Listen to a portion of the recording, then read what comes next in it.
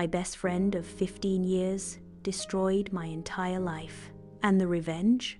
It was absolutely perfect. Hi everyone, I'm Sarah, and what I'm about to tell you will make you question every friendship you've ever had. Because sometimes the people closest to you are planning your downfall from day one. Last month, I got promoted to regional manager at my marketing firm after 5 grueling years. Corner office, company car, 6-figure salary, everything I dreamed of. The first person I called was Jessica, my best friend since college. We'd been through everything together. Oh my God, Sarah, wow, that's amazing. But there was this pause, this weird hesitation in her voice that made my stomach drop for just a second. I should have trusted that instinct. But you know what I did instead? I brushed it off and invited her to celebrate. Big mistake. Within days, Jessica was asking the strangest questions. Not, how's the new job? But, who are your biggest clients? What kind of budgets are you working with? When I'd mention confidential meetings, she'd push for details. Come on, we tell each other everything. I thought she was just excited for me, maybe living vicariously since she'd been stuck in the same legal assistant job for 3 years. God, I was so naive. Then she started targeting my relationship. I'd been dating Michael for 8 months, the most stable, loving relationship I'd ever had. Jessica knew everything about us, every fight, every sweet moment, every insecurity I had. One night, Michael seemed distant over dinner. When I asked what was wrong, he said, "Sarah, I need to know something. Are you still in love with your college ex?" My blood went cold. What? Michael, where is this coming from? Jessica told me you still have his love letters and that you read them when you're sad. She seemed really concerned about us. I felt like the world was tilting. Yes, I had old letters in a storage box, but reading them, crying over them, complete lies, and Jessica knew that. The damage was done. Michael started questioning everything. Why I worked late, why I seemed distracted. Our perfect relationship became filled with doubt and suspicion that weren't there before. But that was only the beginning. You won't believe what came next. 2 weeks later, I landed the biggest client our firm had ever seen, Technova, a startup worth millions. It was my chance to prove myself, to show I deserved that promotion. I was working 18-hour days, but I was passionate about it. Jessica was fascinated by this project. She'd bring me coffee during late-night work sessions, always asking to see what I was working on. Maybe I can help you brainstorm. I'm good with presentations. I was grateful when she offered to help me prepare for the final pitch. We spent an entire weekend at her apartment, going over every detail. She even helped me back up my files. You don't want to lose all this hard work, right? The night before the presentation, Jessica texted, "Tomorrow you're going to change your life. I'm so proud of you." I walked into that conference room the next morning, ready to make history. But when I opened my laptop, my heart stopped. Everything was gone, every slide, every graph, every piece of research I'd spent 3 months preparing. Completely wiped out. The humiliation was unbearable. Sitting in front of the CEO, the entire executive team, my boss, explaining why I had nothing to show them, I could see the disappointment, the judgment, the whispers starting already. I lost Technova. I lost my credibility. 3 months of work destroyed in a single morning. But Michael was there for me that night. and for a moment, I thought maybe we'd get through this together. Then he said something that shattered me completely. "Sarah, I've been thinking. Maybe this is a sign. Jessica mentioned that you've been really stressed lately, making mistakes at work. Maybe you rushed into this promotion too fast." Jessica again. Always Jessica poisoning every good thing in my life. That's when my colleague Mark called with information that changed everything. "Sarah, I don't know if I should tell you this, but I saw Jessica having lunch with Rebecca Martinez from Stellar Marketing yesterday. They looked pretty cozy, going over some documents." Stellar Marketing, our biggest competitor, the company that had been trying to steal our clients for years. Everything clicked into place. The probing questions about clients, the interest in my project files, the way she'd positioned herself to help with my backup files the weekend before my presentation. I drove to Jessica's apartment with my hands shaking. When she opened the door, I could see the guilt flash across her face before she masked it. "Sarah, you look terrible. The presentation didn't go well? We need to talk, now." I sat on her couch, the same couch where she'd sabotaged my career while pretending to help me. "I know what you did, Jess." For a split second, her mask slipped completely. Cold calculation replaced fake concern. "What are you talking about?" "The files. You deleted them when I went to grab us coffee last weekend." She actually smiled. "Prove it." "And Michael, you've been feeding him lies about me for months.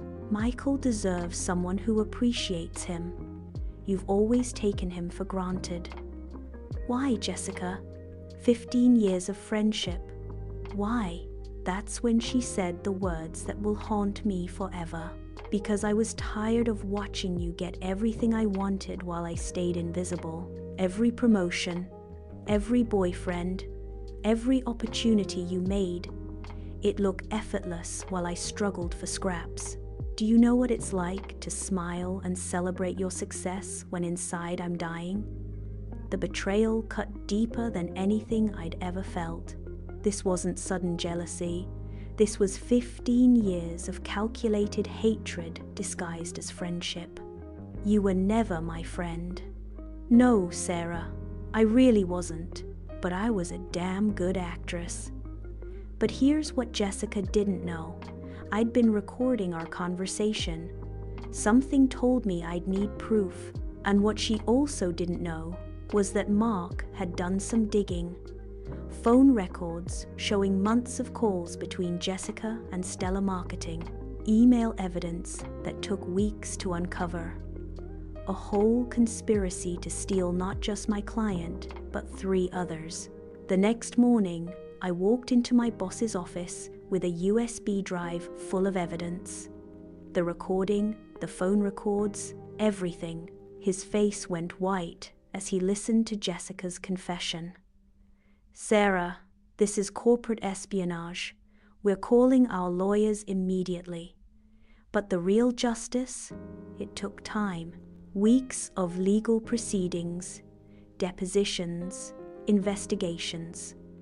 Jessica lost her job when her law firm discovered she'd been engaging in unethical business practices. Stellar Marketing faced a massive lawsuit that cost them hundreds of thousands. Meanwhile, my relationship with Michael deteriorated completely. The trust was broken, the foundation poisoned by Jessica's lies. Even after I showed him the truth, he couldn't get past the doubt she'd planted. We ended things 3 months later. That hurt almost as much as losing my best friend. Almost. But you know what?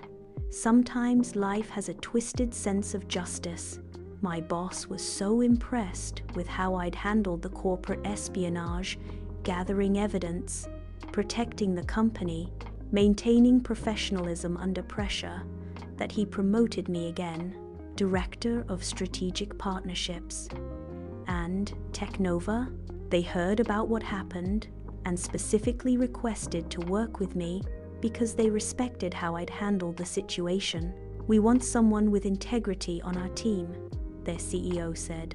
Jessica, meanwhile, couldn't find work anywhere. Word travels fast in professional circles, and corporate espionage isn't something companies overlook. Last I heard, she'd moved to another state, started over completely. But the hardest part wasn't the betrayal itself. It was realizing that for 15 years, every secret I'd shared was ammunition she stored away every moment of vulnerability, a weakness she catalogued for future use. Looking back, I can see the patterns now. The subtle put-downs disguised as concern. "Are you sure you're ready for that responsibility, Sarah? It seems overwhelming." The way she'd encourage my worst instincts. "You're probably overthinking that presentation. Just wing it." The small ways she'd undermine my confidence while appearing supportive. She knew exactly how to make me doubt myself because she knew me better than anyone. And that's the terrifying thing about toxic people who've been in your life for years. They know exactly where to aim the knife for maximum damage. I've learned to trust my instincts now. When someone's reaction to your good news feels forced, when they ask too many probing questions, when they seem a little too interested in your failures, pay attention to those red flags. Real friends don't make subtle comments that leave you feeling worse about yourself. They don't probe for confidential information. They don't plant seeds of doubt in your relationships or sabotage your career while smiling to your face. The Jessica situation taught me that quality matters more than history. Just because someone has been in your life for years doesn't mean they deserve to stay there.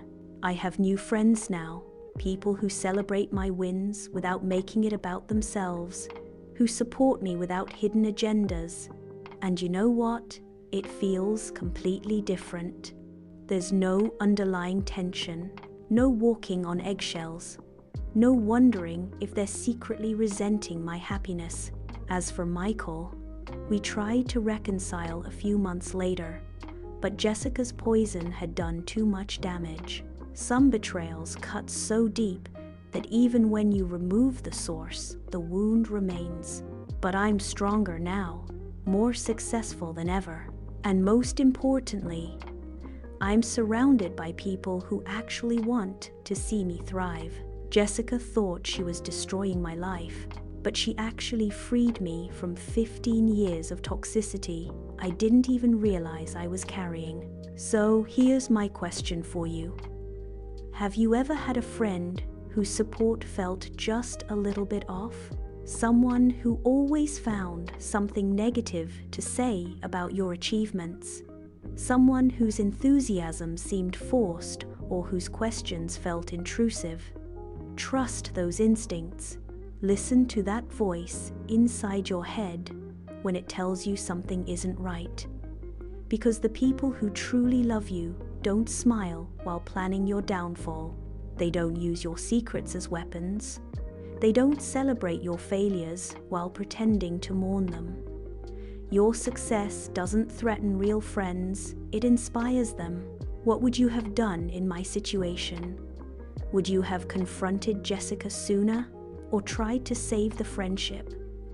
Let me know in the comments, because honestly, this could be happening to you right now. That friend who asks too many questions, who seems just a little too interested in your personal business, who makes you feel guilty for succeeding.